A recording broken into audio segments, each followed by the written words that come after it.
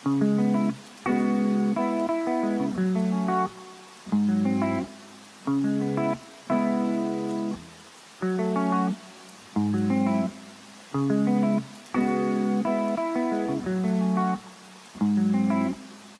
anak. Autis adalah gangguan perkembangan otak yang memengaruhi kemampuan penderita dalam berkomunikasi dan berinteraksi dengan orang lain. Autis juga menyebabkan gangguan perilaku dan membatasi minat penderitanya. Autis sekarang disebut sebagai gangguan spektrum autisme atau Autism Spectrum Disorder atau ASD. Hal ini karena gejala dan tingkat keparahannya bervariasi pada tiap penderita. Gangguan yang termasuk dalam ASD adalah sindrom Asperger, gangguan perkembangan pervasif, PPD-NOS, gangguan autistik, dan childhood disintegratif dan disorder. Ada 8 karakteristik anak autis. Yang pertama, mengulangi perkataan dan perilaku. Yang kedua, sering berkomunikasi sendiri. Yang ketiga, memiliki ketertarikan pada suatu objek. Yang keempat, sulit berkomunikasi. Yang kelima, kurang peka terhadap suara. Yang keenam, kerap merasa emosional. Yang ketujuh, kurang menyukai kontak fisik. Yang kedelapan, tidak memiliki empati. Tempat dan tanggal pelaksanaan observasi pada Jalan Kuin Selatan, Gang 3 Roda, RT 03 nomor 27 pada Rabu 28 April 2021. Untuk observasi kepada guru, kami laksanakan pada SDN Pasar Lama 3 Banjarmasin di Jalan Sulawesi nomor 20, Pasar Lama, Kecamatan Banjarmasin Tengah, Kota Banjarmasin, Kalimantan Selatan, dengan kode pos 70115 pada Kamis 29 April 2021. Identitas atau biodata anak. Bernama Halisa Azahra, tempat dan tanggal lahir Banjarmasin 29 Mei 2012. Jenis kelamin perempuan, agama Islam, status anak-anak kandung. Zahra adalah anak kedua dari 3 bersaudara. Dia bersekolah di SDN Pasar 5 kelas 3 dan alamat rumah di Banjarmasin, Jalan Pangeran, Gang SDN Pangeran 2, RT 7 nomor 1. Identitas orang tua Zahra. Ayah Zahra bernama Aris Syamsuddinur dengan usia 40 tahun, beragama Islam, status ayah kandung. Pendidikan tertinggi ayah Zahra adalah S1 profesi keperawatan. Pekerjaan sekarang adalah PNS. Alamat tinggal di Banjarmasin, Jalan Pangeran, Gang SDN Pangeran 2, RT 7 nomor 1. Identitas ibu Zahra bernama Maimunah, umur 40 tahun, agama Islam, status ibu kandung. Pendidikan tertinggi Ibu Zahra adalah S1 pendidikan profesi dokter. Pekerjaan sekarang adalah PNS. Alamat tinggal di Banjarmasin, Jalan Pangeran, Gang SDN Pangeran 2, RT 7 nomor 1.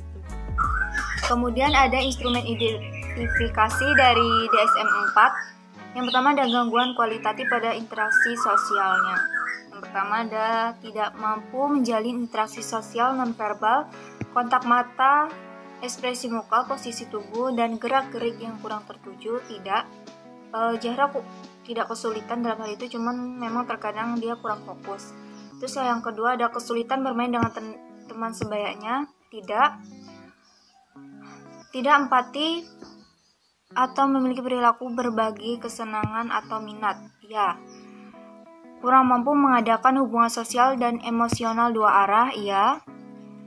Kemudian ada untuk gangguan kualitatif pada komunikasi. Yang pertama ada tidak atau terlambat bicara, tidak bersuara atau berkomunikasi nonverbal. Iya. Bisa bicara tapi tidak untuk komunikasi atau inisiasi egosentris. Tidak. Bahasa aneh dan diulang-ulang atau stereotip. Iya.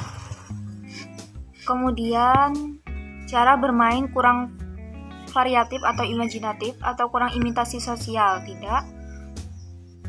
Kemudian ada C, perilaku yang terbatas atau berulang dan berpola pada minat dan kegiatan. Yang pertama ada mempertahankan satu minat atau lebih dengan cara yang sangat khas dan berlebihan, baik intensitas dan fokusnya. Ya. Terpaku pada suatu kegiatan atau ritualistik atau rutinitas yang tidak berguna. Tidak. Ada gerakan-gerakan yang aneh, khas dan berulang-ulang, iya. Seringkali sangat terpaku pada bagian-bagian tertentu dari suatu benda, iya. Pada interaksi sosial, Zahra mampu menjalin interaksi sosial nonverbal antara kontak mata, ekspresi wajah, dan posisi tubuh. Namun, Zahra tidak mampu menjalin interaksi sosial non-gerak-gerik yang kurang tertuju. Zahra tidak kesulitan dalam bermain dengan teman sebayanya. Tetapi Zahra tidak ada empati, perilaku berbagi kesenangan, atau minat. Dan Zahra kurang mampu mengadakan hubungan sosial dan emosional antar dua arah. Dalam komunikasi sosial, Zahra mengalami keterlambatan bicara. Namun Zahra berusaha berkomunikasi nonverbal, dan Zahra tidak bisa bicara tetapi tidak untuk komunikasi inisiasi. Nah, lalu bahasa aneh dan diulang-ulang itu terjadi pada Zahra.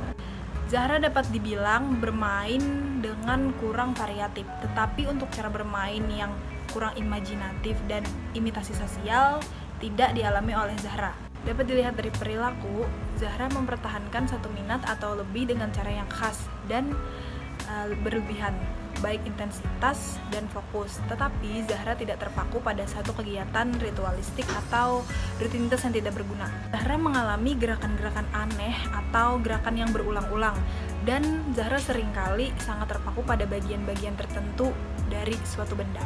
Analisis hasil identifikasi. Berdasarkan hasil analisis identifikasi yang kami lakukan ialah anak autis yang bernama Halisa Azahra dari 3 bersaudara, dan dia adalah anak kedua. Saat kelahiran Zahra, orang tua dari Zahra tidak memiliki masalah dalam kehamilan dan saat persalinan dengan keadaan normal. Dengan berat 3.400 gram, panjang bayi 51 cm. Pemeriksaan dilakukan dengan rutin, kualitas makanan yang cukup, dan tidak ada kesulitan dalam memakan makanan. Dari perkembangan fisik Zahra, terlihat seperti anak normal lainnya. Dari berdiri 10 bulan, berjalan pada umur 1 tahun, bersepeda pada umur 3 tahun, dan naik sepeda roda 2 pada umur 7 tahun. Tetapi Zahra belum bisa berbicara dengan kalimat yang lengkap atau belum menguasai bahasa. Ia hanya bisa mengucapkan kata miss, pak, yang dalam artian bapak, pada umur 2 tahun. Zahra masuk TK pada umur 4 tahun. Ada kesulitan saat masih TK, yaitu berkomunikasi. Pada umur 7 tahun, Zahra masuk sekolah SD dan mulai mengikuti terapi wicara di TK Bina Sejahtera dan terapi ABK di PLDPI. Ia juga pernah mengikuti perlombaan mewarnai saat PAUD di TK. Mata pelajaran yang disenangi adalah menggambar. Kesimpulan, berdasarkan instrumen di atas, dalam aspek gangguan kualitatif pada interaksi sosial terdapat 3 ciri yang kami dapat dari Zahra, yaitu tidak mampu menjalin interaksi sosial nonverbal, gerak-gerik kurang tertuju, dia tidak memiliki empati dalam berbagi kesenangan dan minatnya, dan yang terakhir kurang mampu mengadakan hubungan sosial dan emosional dalam 2 arah.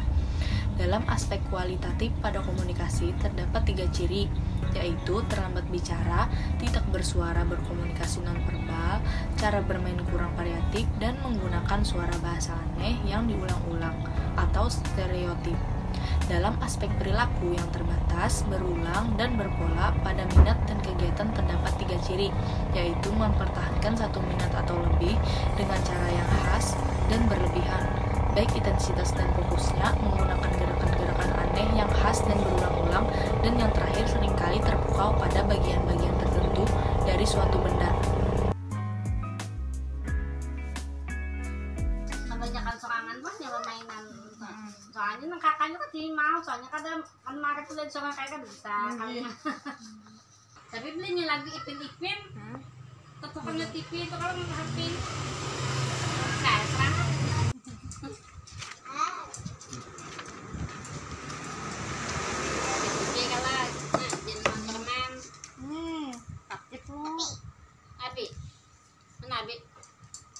Abi.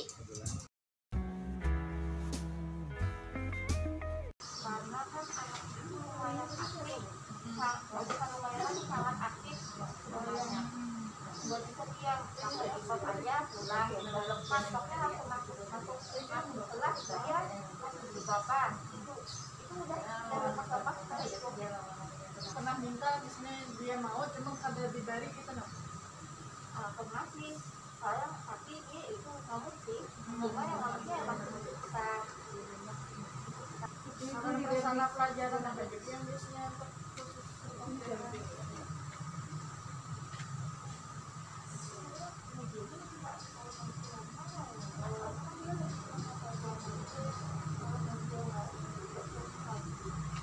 kelasnya mereka tuh khusus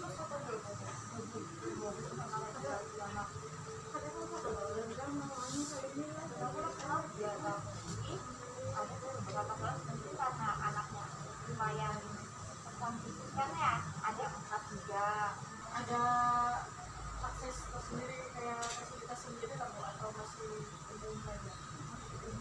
karena itu kali ya kayak awal-awal kayak megang-megang aja kan ada alatnya ya nah pas itu kadang BTK juga ada belajarnya juga sebenarnya masih sama sih sama anak regular cuma kadang bahasa yang dimudahkan